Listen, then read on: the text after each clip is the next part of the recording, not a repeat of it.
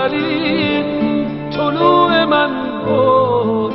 من رسیدم رو به آخر، تو بیا شروع من باش. شب و از قصه جدا کن، چکه کن رو باور من، خط بکش رو جای پای گریه های آخر من.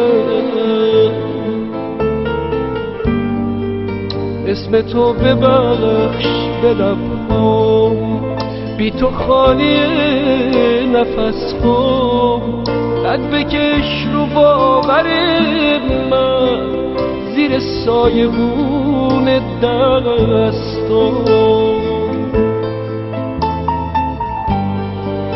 خواب سبز رازقی باش، عاشق همیشگی باش. خستم از تلخی شب، تو طلوع زندگی باش.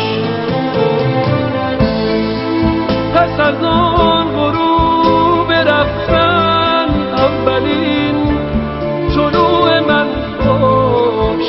من رسیدم رو به آخر، تو بیا شروع من باش. شب و از قصه جدا کن، چکه کن رو باور من، خط بکش رو جای پای گریه های آخر من.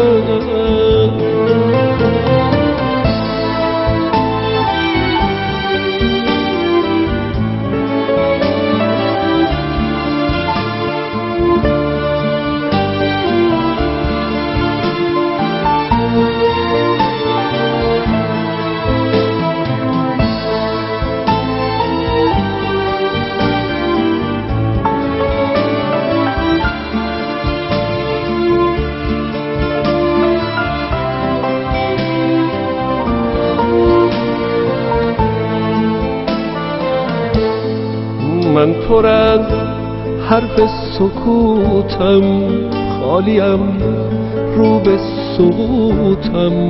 بی تو و آبی عشق تشنم، کبیر فلوتم. نمیخوام آشفته باشم، آرزوی خفته باشم. تو نزار آخر قصه حرفمو نگفته باشم.